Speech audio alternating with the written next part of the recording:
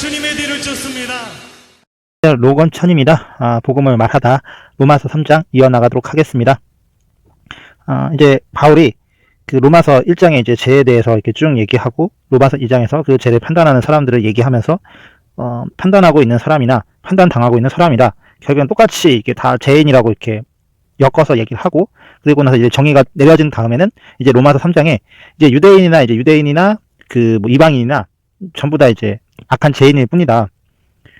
그래서 이제 그런즉 유대인의 나음이 무엇이며 할례의 유익이 무엇이냐. 근데 이제 그 범사에 많으니 우선은 그들이 하나님의 말씀을 맡았습니다. 어떤 자들이 믿지 아니하였으면 어찌하리요? 그 믿지 아니함이 하나님의 미쁘심을 패하겠느냐? 그럴 수 없느니라. 사람은 다 거짓되되 오직 하나님은 참되시다 할지어다. 기록된 바 주께서 주의 말씀에 의롭다 함을 얻으시고 판단 받으실 때에 이기려 하심이라 함과 같으니라. 그러니까 여기까지 요지는 간단해요. 사람은 유대인이나 헬라인이나 다 아담의 범죄 이후로 이제 죄인의 하나님과 관계가 끊어졌고 인간의 욕망과 욕구대로 살아가다 보니까 결국엔 하나님의 심판에서 벗어날 사람은 없는데, 근데 하나님 어쨌든 그럼에도 불구하고 유대인들을 먼저 택하셨어요. 그리고 유대인들과 함께 하셨는데 결국 유대인들은 자신들이 지은 죄로 구약에 멸망했거든요. 아브라함으로 이렇게 시작을 했던 그 민족이 모세 때 무리가 민족을 이뤄가지고 결국에는 이렇게 다윗 왕 때 이제 나라가 이제 건국되면서 이렇게 세워지고 이제 솔로몬 이제 왕조 때 분열되면서 이렇게 남유다와 북이스라엘로 갈라졌는데, 이런 역사순에서 유대인들은 특별하게 하나님과 관계를 계속 갖고 있었거든요. 근데 결국에는 멸망당했어요. 이방 민족들의. 그런데 이제 그럼 의아하잖아요. 이스라엘은 이제 하나님의 이제 왕국인데 이 하나님을 섬기는 민족이 이방 신, 이를테면 뭐 이집트나 이제 뭐 그 바빌론 아니면은 뭐 메데 바사 같은 하나님이 아닌 다른 신을 섬기는 그런 민족에 의해서 하나님을 섬기는 민족이 멸망을 당했단 말이에요. 이것만 봐도 너희 신 가짜다, 짝퉁이다 막 이럴 수 있거든요. 근데 이스라엘이 멸망한 이유는 하나님이 가짜라서가 아니라 이스라엘이 하나님이 말씀하신 걸 멸시하니까 하나님이 일부러 강대국을 주변에 세우시고 그 민족들로 하여금 이제 벌 주려고 이렇게 치게 하시고, 그래도 말 안 되니까 결국엔 그 강대국들로 멸망을 시키거든요. 근데 하나님의 주권을 그 이방 민족의 왕들이 알아요. 왜냐면은 그것을 예언한 선지들이 있었고, 바벨론 왕만 해도 이제 예레미야 선지자가 이렇게 계속 예언한 게 들어맞았거든요. 그러니까 마지막에 남유다가 시드기야 왕까지 멸망하고, 원래 시드기야 그 전에 엘리야기냐 왕이 있었는데 그 사람 3개월밖에 못하고 그 바벨론 왕한테 이제 속국이 되면서 그 왕권을 이제 다른 사람이 넘기는데 그 이제 시드기야로 이름을 개명한 자가 어쨌든 이제 왕으로 통치하는데, 그런데 엘리야긴 같은 경우는 이제 포로로 끌려가가지고 이 사람 뭐 특별한 게 한 것도 없는데 또 하나님의 사람이라는 이유 때문에 어쨌든 바벨론 왕이 그를 또 이렇게 케어해주는 이 부분이 예레미야서의 이제 마지막 부분에 한 3줄 정도 나오거든요. 이제 그것을 보면서 우리가 이제 좀 짐작을 하는 거지만, 하나님께서 막 이스라엘이 그러니까 하나님의 성전에 관련된 하나님의 이름이 걸려 있는 것 때문에 하나님이 좌지우지 되시는 분이 아니고, 그것과 상관없이 하나님의 계명을 어겼다, 아무리 하나님의 이름을 위해 세워진 교회라도 이들이 하나님과 무관하게 살아간다, 그러면 하나님은 기꺼이 그곳을 버리는 거죠. 실제로 유럽의 이제 교회들을 보면은 교회가 술집에 난이 넘어갔단 말이에요. 그럼 마치 유럽에는 하나님이 안 계시냐? 그게 아니라 그들이 먼저 하나님을 떠나버렸고 하나님을 멀리 한 거예요. 그러니까 하나님도 그들과 함께 하지 않으시는 거지만 하나님이 그렇다고 그들을 미워한 건 아니에요. 더 정확히 말하면 하나님이 함께 하실 수 없는 거고, 이것은 이미 구약의 이스라엘 통해서 보여주셨던 거죠. 그래서 지금 여기서 주장하고 싶은 건 하나님 자체가 의로우시지만 우리가 동행하는 우리가 타락했으니까 하나님 타락했다가 아니라, 오히려 그렇게 하나님이 이스라엘 백성 이렇게 타락했으니까 다윗 왕도 보라고 저렇게 이제 바세바 범했잖아 하면서 이제 하나님의 사람이라고 했고, 하나님이 세우셨던 사람 저렇게 타락했으니 하나님도 타락했을 거다, 이런 말에 하나님은 의롭죠. 하나님은 공의롭고, 하나님 왜냐면 세상을 일단 창조하셨던 분이고, 그분은 이스라엘의 연약함을 계속 품고 끌어안고 이끌려고 하셨지 막 하나님이 막 이들 때문에 없어서 막 힘들었다 뭐 그런 건 아니거든요. 이제 그런 이제 논리에서 이제 하나님의 주권을 무시하자가 아니라, 다만 하나님이 비록 연약한 이스라엘과 함께 하셨지만 그분은 자체로 의롭고 그분 능력도 충만하시고, 이거 자체는 이제 질질 수 없는데, 문제는 교회에서 보여지는 모습들, 하나님과 동행한다고 말하는 장로님, 권사님들이 스캔들을 저지르고 목사님이 타락하는 모습들을 보이고, 그럼 세상과 막부터 막 비방이 막 쏟아지고 전도할 때 되게 어렵잖아요. 그렇다고 하나님 자체가 잘못된 건 아니죠. 하나님을 섬기고 있는 우리의 연약함이 그대로 드러난 것 뿐이고, 이 얘기를 하면서 이제 어떤 결론이 내냐면, 그러나 우리 불의가 하나님의 의를 드러나게 하면 무슨 말을 하리요? 내가 사람의 말하는 대로 말하노니 진노를 내리신 하나님이 불의하느냐? 결코 그러지 아니하니라. 만일 그러면 하나님께서 어찌 세상을 심판하리요? 방금 제가 말했던 논제에도 하나님은 불의하시지 않고 오직 의로우신 분이세요. 문제는 하나님을 섬기는 사람들 안에 마찰이 있는 거고, 죄가 드러나고 문제를 일으키는 거죠. 그런데 하나님이 불의하시냐가 아니라 하나님은 그래서 믿는 자나 믿지 않는 자는 다 심판. 예수님도 마태복음 7장 되게 유명하잖아요. 산상교훈 교훈의 마지막이 뭐냐면 나보고 주여 주여 하는 자만 천국에 가는 것이 아니라 하나님 나라에 가는 것이 아니라 하나님 아버지의 뜻대로 말씀대로 산 사람만 천국에 가는 거고 말씀 저버리고 지가 하고 싶은 대로 직분은 목사이고 교회에서 말씀도 전하고 예배 의식도 하는데 뒤에서는 돈을 횡령하고 막 도박을 하고 막 불륜을 저지르고 막 이런 말도 안 되는 행태를 이제 부리는 이제 또 도가니 같은 영화가 이제 대표적으로 그런 모습을 잘 보여줬죠. 결국 하나님은 그런 무리들 심판하시고 지옥에 보내시는 거죠. 그래서 하나님을 믿어가지고 뭐 복을 받아내 부자가 되는 이런 부분들을 우리가 뭐 죄다 아니다 얘기할 필요가 없어요. 왜냐하면 그건 성경에 각자가 저마다 하나님이 비춰주신 그 기준대로 이렇게 반응한 거고 실제로 뭐 다윗 왕만 해도 그 아내가 30명 정도 됐을 거예요. 그 후궁까지 합쳐서. 그리고 왕이었고 굉장히 부유했죠. 그리고 그는 결정적으로 이제 밧세바를 보냈지만 그는 하나님이 거기에 대해서 엄중한 심판을 내리고 끝까지 의롭다고 인정해주는 몇 안 되는 왕이었어요. 그도 부자였거든요. 가진 것들이 충분했고 그러니까 이런 걸 가지고 우리가 외부적인 걸 가지고 이 사람에 대해서 우리가 이 사람 이렇게 판단할 필요는 없는데 단지 이제 그런 건 있는 거죠. 이 사람이 숨기고서 이제 외식하고 있는 부분들 그런 건 이제 하나님이 드러내셔가지고 어쨌든 그 죄는 반드시 이 땅에서 충분히 대가를 치르게 하시고 하나님 앞에 회개해서 이렇게 쓰게 하시죠. 문제는 그게 아니라 하나님을 이제 제대로 따르지 않는 가룟 유다 같은 이제 그런 타입, 사울왕 같은 타입 그들은 마지막에 자살했거든요. 자기가 너무 이렇게 몰리니까. 다윗왕 같은 경우는 자신이 몰리니까 회개했고 베드로 같은 경우도 저주 맹세에 부인했지만 예수님 앞에서는 뭐라고 더 뭘 못했어요. 회개조차도 할 수 없는 입장이었죠. 왜냐하면 예수님은 뒤에서 대놓고 저주했거든요. 난 그런 사람 모른다고. 근데 예수님 십자가에 죽으셨고 그리고 부활하셨는데 그때 왔을 때 베드로가 회개조차도 할 수 없는 입장이었어요. 입을 감히 꺼낼 수도 없는데 그런데 이제 마음은 예수님에 대한 사모한 마음은 있는 거죠. 근데 자기가 행동이 있으니까 그러니까 예수님이 물으시는 건 네가 나를 사랑하느냐. 근데 베드로가 그때 이제 사랑합니다가 아니라 주님 제가 주님 사랑하는 거 주님이 아십니다 라고 대답을 해요. 왜냐면 차마 자기 입으로 말을 못 할 수가 없죠. 100번 지옥에 가도 마땅한 이제 그런 잘못을 저질렀으니까. 그런데 주님을 사랑하는 건 맞는데 두렵고 무서우니까 못 따라갔던 거거든요. 그러니 어떻게 표현할 수가 없죠. 그러나 주님이 내 마음은 아십니다 라고 이렇게 얘기할 수밖에 없는데 예수님이 그때 책망하지 않으시고 그냥 다시 따라오라고. 근데 베드로 이때도 불안했을 거예요. 왜냐면 한 번 부인한 걸 두 번 무슨 능력이 있어서 또 따라간다고 해도 또다시 부인하지 말라는 법이 없거든요. 물론 그가 이제 성령 충만해가지고 막 3,000명 회개시키고 막 이런 기적도 일으켰지만 나중에 이제 바울 앞에서 한 소리 들을 정도로 또 이렇게 외식하는 모습을 보여줘. 이방인하고 어울렸을 때 유대인들이 이 모습을 보면은 자기는 이방인하고 놀아다가 이렇게 안 좋게 보일 것이다. 이것 때문에 이방인하고 같이 밥 먹는 걸 같은 그리스도인이 되었는데도 불구하고 밥 먹는 걸 꺼려고 다리 옮기는데 바울이 그걸 보고 어찌하여 그렇게 행동하냐고. 유대인으로서 이제 그리스도인에 대한 이제 확신이 없는데 어떻게 누구 이렇게 섬길 거냐고. 약간 그런 식의 발언을 하거든요. 그러니까 베드로는 여전히 아브라함 99세도 아내가 누이라고 거짓말했던 아브라함과 같은 연약함이 있는데도 근데도 이제 예수님이 너 이제 따라오라고 했으니까 끝까지 따라가다 지금 십자가에 거꾸로 못 박혀 죽거든요.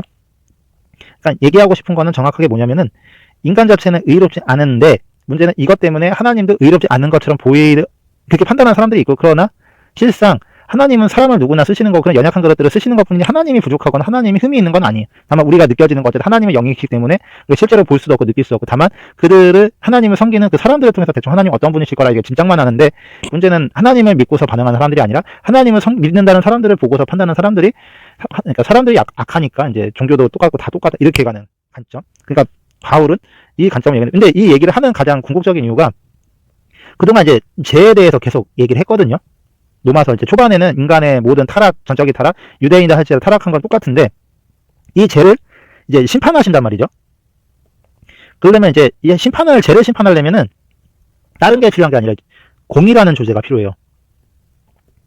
하나님이 공의로운 재판장이 아니시면 죄를 심판하실 수가 없으시죠. 왜냐면 하나님 자체가 만약에 죄를 범하시는 분이시다. 이렇다면은 뭐 로마 이제 그 신하 제우스는 헤라클레스를 낳을 때 인간과 이렇게 동침해가지고 막 아이를 낳아가지고 막 제우스가 굉장히 성에 취약한 신처럼 묘사가 됐는데 마치 하나님도 동정녀 마리아를 통해서 이제 예수님이 태어나게 하셨잖아요. 이런 식으로 막 비슷한 정서로 막 그런 식으로 생각할 수 있는데 하나님 자체가 성적인 욕망이 없다 얘기는 할 수는 없어요. 왜냐면 우리는 그걸 몰라. 단지 하나님이 인간에게 성욕도 주셨고 그런 여러 가지 감정을 주셨다라는 건 아는데 그러나 하나님이 죄를 범한다?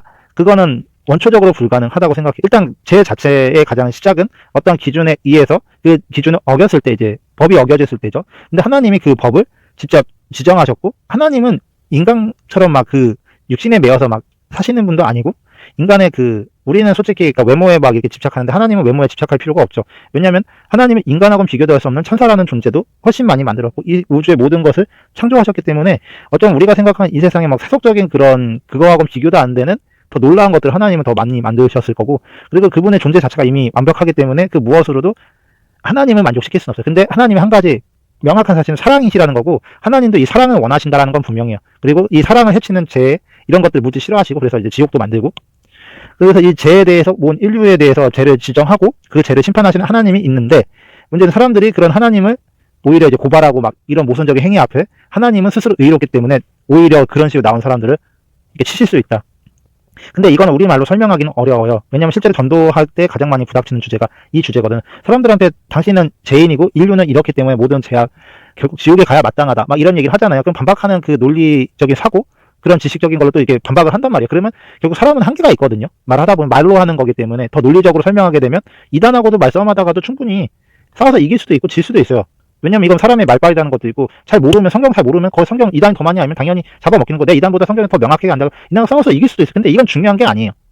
내가 성경 지식이 많이 안 와서 막 이렇게 막 설교하고 막 그게 중요한 게 아니라, 그래서 이제 나는 하나님의 은혜 없이는 살아갈 수 없는 죄인이고, 사도 바울도 자기를 죄인 중에 계시라고 했어요. 복음을 증언하는 자들, 일단 그 각도에서 시작을 해야 되는 거고, 내가 예수님을 믿는 이유가 내가 예수님 믿고 성공하기 위해서가 아니라 죄인이기 때문에 구원받을 길이 없으니까 예수 믿고 시작하는 거고, 하나님의 자녀가 됐다는 얘기는 그 예수님의 그 생명의 대가 지불이 없이는 내가 감히 하나님 설 수 없다라는 그 전제 조건 하에 하나님의 자녀가 됐다라는 거지, 내가 이제 예수님 믿었으니까 내 힘으로 막 하나님의 의로운 자녀처럼 살아가겠다, 이게 아니란 말이에요. 우리 스스로는 여전히 예수님 믿어도, 하나님을 이렇게 만났어도 여전히 나는 누가 나 한번 쿡 찌르면 그대로 손가락이 드러나고, 그러다가 심해지면 이제 뒤에서 욕을 하는 거고, 그걸 적극적으로 하면 칼 들고 예수님 믿는 사람, 실제로 뭐 그런 기사들이 많이 뜨죠. 그렇기 때문에 일단 나라는 존재 자체가 죄인이라는 걸 인정하고, 그리고 이 땅에 있는 모든 사람들도 죄인이라는 걸 이제 믿음으로써 우리는 이제 인정하는 건데, 이걸 굳이 논리적으로 설명해서 누굴 이렇게 회개하게 한다? 불가능하죠. 인간은 그렇게 절대 반응 안 하거든요. 심지어 포르노라는 주제도 기독교에서는 성적인 부분에 되게 민감하게 다루잖아요. 근데 불교나 다른 종파에서는 그냥 성이 정욕이라고 이렇게 생각하는데, 오히려 이거를 또 멋지게 포장도 해요. 세상은 오히려 한 번도 연애 못 해봤다, 여자하고 하룻밤도 이렇게 못 지어봤다 그러면 굉장히 불쌍한 사람 취급하거든요. 그걸 죄라고 여기지 않아요. 이거는 믿는 사람들조차도 그렇게 생각하는 사람들이 많아요. 그러니까 동성애나 이런 주제를 또 다루잖아요. 그러면 거기에 대해서 뭔가 기독교적으로 막 얘기해주고 싶어도 인류 보편적인 사고의 사람들은 아니 이건 차별이다 이렇게 얘기한단 말이에요. 심지어 그 문재인 대통령조차도 그는 하나님 안 믿고, 약간 이제 기독교 내에서도 이게 주 지정으로 갈리는데, 어쨌든 그를 지지 않는 하는 사람인 문재인 대통령조차도 동성애 결혼에 대해서 이렇게 그걸 법적으로 이제 금하는 그런 발언을 한단 말이에요. 그러니까 인간의 기본적인 양심만으로도 그런 사고로서 충돌이 일어나는데, 그러다 보니까 이 공의를 인간 편에서 이렇게 뭐 정의할 수 있는 개념은 아니고, 다만 우리는 성경의 하나님이 이런 분이고 이런 걸 싫어한다, 그래서 그것을 이제 뭔가 정의 내린 단어가 이제 공의인 거고, 이제 그런 하나님의 성품에 대해서 우리는 인정하고 믿음으로 그냥 반응하는 거예요. 그러니까 이걸 논리로 설명할 건 아닌 거예요. 하나님 존재 자체 논리로 설명하는 건 한계가 있고, 우리의 지각과 지식으로서는 한계가 드러날 수밖에 없어요. 더군다나 이제 법적이나 과학적 근거로 막 들이밀잖아요. 갑자기 우리가 뭐 그 법을 각 아는 것도 아니고, 그 과학자만큼 막 우리가 과학을 연구해가지고 과학자의 논리에 맞게끔 그거를 가르칠 수 있는 그런 수준이 일단 안 돼요. 그러니까 하나님이 우리가 믿음으로 반응한다라는 건 뭔가 막 대놓고 그냥 막 막무가내 행동했다가 아니라, 실제로 우리가 모든 영역을 다 연구할 수, 그러니까 모든 사람이 뭐 피아노도 잘 치고 뭐 태권도 잘하고 막 그러면 좋겠지만 그럴 수도 없죠. 목사님이 성경책을 열심히 봐야지 막 세상 뭐 토픽이나 이런 시사에만 관심 있고 성경책은 전혀 안 보고서 그 시사 프로그램 가지고 막 설교를 한다, 말이 안 되잖아요. 반대로 법조문에서 일해야 될 분이 성경책만 드립하고 법조 관련된 거는 전혀 보지 않고 이렇게 한다, 말이 안 되죠. 다만 이제 포지션상 목사님은 성경책에 비중을 많이 주고, 세상 뉴스나 이런 거 보면 성경으로 조명하기 위해서 법조인에 있는 분이 신앙을 가지고 있으면 이제 법적으로 막 이런저런 얘기를 하는데, 다만 자기도 이제 신앙심이 있어야 되니까 성경에 뭐 하루 한두 장에 읽는다거나 이제 이런 느낌으로서 이제 그 전문적인 지식발로 영역들이 있는 거고, 어쨌든 이제 바울이 이 로마서 3장 이제 초반에 이제 얘기를 통해서 하고자 하는 건, 인간의 전적인 타락 아래 하나님의 공의의 심판이 있을 거고, 그 심판 아래서는 그 누구도 예외는 없다, 이제 이 강조점을 이제 얘기해 주는 거예요. 이거면서 이제 로마서 이제 3장 9절 이하로는 이걸 이제 간단하게 시편을 응용해서 그냥 정의를 내리는 거예요. 그러면 어떠하냐? 우리는 나으냐? 결코 아니나. 유대인이나 헬라인이나 다 제 아래 있다고 우리가 이미 선언하였느니라. 기록된 바 의인은 없나니 하나도 없으며 깨닫는 자도 없고 하나님을 찾는 자도 없고 다 치우쳐 함께 무익하게 되고 성을 행하는 자는 없나니 하나도 없더라. 이러면서 이제 계속 인간의 제약된 실체들을 낱낱이 폭로하는데, 마치 이거 그냥 이 얘기만 들으면 너무 막 얘기하는 거 아니야? 그래도 인간의 뭐 선한 양심이라는 것도 봉사도 하고 나름대로 이 세상 그러니까 돌아가는 거지. 재앙만 있으면 이 세상 정말 비관적인데 그렇지 않지 않냐? 우리 그 김연아 선수도 가톨릭 신자예요. 그리고 굉장히 많은 돈을 이렇게 막 뒤에서 많이 이렇게 우승한 그 상금에 굉장히 많은 금액을 이렇게 사회에 이렇게 어려운 사람들이 환원도 하고 막 도왔단 말이죠. 그뿐 아니라 막 세상에 정말 그 우리가 다 설명할 수 없는 아름다운 이야기들도 있고 아름답게 사시는 분도 있고 많은 선행을 하시는 분도 있고 요즘 그런 방송도 많이 본단 말이에요. 근데도 바울은 여기서 인간의 존재를 그냥 죄악으로 가득 찬 존재로만 얘기를 한단 말이에요. 왜냐하면 인간이 선행을 많이 하고 좋은 일을 많이 하지만 그 좋은 일을 많이 했다는 그건 오시지 그걸 존재로 받아들이면 안 돼요. 나는 그러니까 선한 양심에 따라서 좋은 일을 많이 한 거는 당장 이제 나를 포장하는 건 가능해요. 근데 그렇다고 해도 내 안에 자존심이 없는 것도 아니고 죄를 지을 가능성이 없는 건 아니란 말이에요. 오히려 굉장히 선행을 많이 했던 사람도 남들이 안 보는 데서는 어떤 악을 지을지 몰라요. 명탐정 코난이라는 애니메이션만 봐도 이제 범인을 지목하는 그 대상 이게 심각하게 고민할 거 아니에요. 그가 평소에는 의사였고 목사였는데 알고 보니 뒤에서 엄청난 악을 범하는 사람이었다. 이게 지킬가스와 하이드 같은 이제 그런 두 얼굴을 가진 그런 부류가 있는가 하면 반대로 굉장히 선한 의를 가지고서 막 좋은 일을 많이 하고 막 투쟁을 했단 말이에요. 근데 나이가 들고 시간이 들면서 변질이 되고 타락이 될 수도 있는 거고 어떤 사람은 끝까지 그런 자기 굳은 결심과 의지를 가지고 끝까지 선하게 살았어요. 나름대로. 그러나 그 사람 안에도 죄성과 욕망은 있단 말이에요. 그것을 막 싸우고 막 부닥쳐서 그걸 매번 꺾는 거거든요. 그리고 이제 그런 마음으로 갔는데 문제는 하나님이 죄악은 1g도 관계가 없으실 뿐더러 그 죄악에 대한 성품조차도 용납을 못 하시는 분이라는 거죠. 예수님이 말씀하셨잖아요. 음욕을 품고 여자를 본 자만 이미 간음했다. 간음한 행위가 아니라 음욕을 가지고서 이미 여자를 본 것 자체가 이미 간음인 거예요. 하나님의 기준에서. 형제를 보고 나가다 막 욕하고 막 그러잖아요. 내가 직접적으로 때리지 않고 상해를 입히지 않았어도 이미 말한 것 자체로 이미 그 자체로 하나님은 심판하시는 거죠. 그냥 SNS에 악평을 막 달아가지고 누가 막 해가지고 막 자살하는 경우도 있잖아요. 말 한마디에도 사람 상처 주는데 그런 행위 뒤에서 말했던 그것들 모세가 이제 다른 여자 이렇게 좀 이방 여자하고 같이 이렇게 잤는지 하여튼 뭐 어쨌든 이방 여인하고 결혼한 뭐 그런 얘기가 나올 때 미리아나고 이제 아론이 그거 뒤에서 얘기했다가 하나님이 또 나병 걸리게 하고 그러시잖아요. 그러니까 하나님 입장에서 바라보는 시각 심지어 다윗왕이 은폐하려고 했을 때 다윗왕이 그동안 하나님 어떻게 섬겼던 상관없이 그 또한 하나님 심판하셨고 성경에서 가장 의롭다고 여겨지는 인물이 구약에는 아마 이사야 선지자일 거고 신약에는 사도 바울일 거거든요. 근데 이사야 선지자는 이사야서 6장 보면은 자신이 이제 하루다 하면서 시작을 해요. 그리고 사도 바울은 본인은 그냥 죄인 중에 괴수라고 해요. 그러니까 이 두 인물이 그렇게 고백했으니 그 외에 다른 성경에 나온 인물들에 대해서 얘기해봤자 마귀할 필요가 없죠.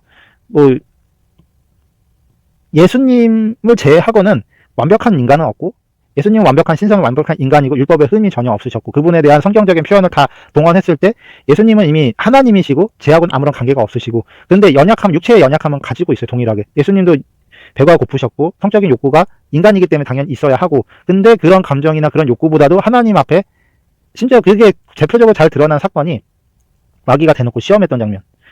40일을 금식해서 이제 마귀가 저 돌을 떡으로 바꿔서 먹어라. 이거 죄 아니거든요. 바꿀 수 있잖아요. 근데 예수님은 그렇게 안 하셨어요. 사람이 떡으로 하는 게 아니라 하나님의 말씀으로 산다고 이렇게 얘기하셨잖아요.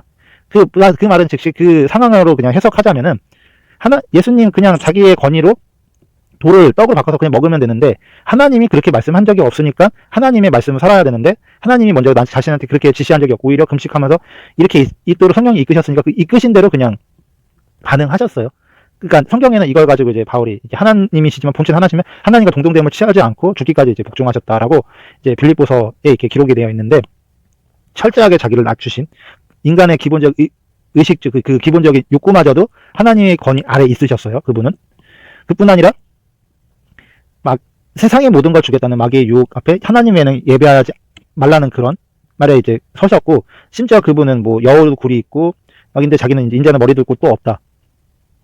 예수님 온갖 기적 다 일으키셨기 때문에 조금만 마음 삐딱하게 먹으면은 나름대로 이 땅에서 성공한 목회를 하실 수도 있었는데 예수님의 목적은 자기를 3번 부인하면서까지 그 죽음으로 자기를 이제 제물로 이렇게 드려야 되는 거였잖아요. 이건 자살이 아니라 하나님의 목적이 명확하기 때문에. 그래서 예수님 같은 경우는 모든 게 너무 그러니까 하나님의 말씀에 철저하게 자기를 구속하고 하나님의 말씀에 벗어나지 않는 그리고 심지어 죽을 때도 누구를 비방하고 저주한 게 아니라 저들이 죄를 모르기 때문에 저런 무슨 짓을 하는지 그런 식으로 예수님 모든 걸 이렇게 자신이 모든 인류의 죄악을 끌어안으시고 그들을 용서하면서 죽으시고 그래서 예수님의 이러한 경지와 수준은 인간의 상식과 인간의 그 타락된 이런 죄성을 가진 상태에서 흉내낼 수 있는 개념이 아닌 거예요. 그래서 인간이 타락한 그냥 이 모습을 보고 어떻게 그렇게까지 할 필요가 있냐 이렇게 얘기할 게 아니라 그냥 우리 존재 자체가 타락했고 그냥 죄인이구나 인정하면 돼요. 우리가 굳이 산에 들어가서 이제 스님들처럼 막 수영 닦아가지고 막 평생 정욕과 싸워서 그게 아니라 그냥 우리 자체가 내가 갈고 닦고 그게 아니라 갈고 닦아서 새로워지는 뭐 불상 뭐 그렇게 되는 게 아니라 그냥 내가 죄인인데 그 죄인을 예수님이 그래서 나를 위해서 죽어줘 구원해 주셨구나. 이 믿음으로 이제 받아들이기 하면 되는 거예요. 그래서 이 자체를 이게 너무 극단적이라고 볼 게 아니라 이 구절이 너무 당연한 거고 그런 거예요. 다만 이제 바울이 이거를 적나라하게 얘기하니까 너무 적나라하니까 이제 보는 사람도 부담스럽고 성경을 읽으면서 하나님 믿는다고 이렇게까지 생각했을까? 이런 생각이 드는 건 당연해요. 근데 그냥 인정하면 되는 거예요.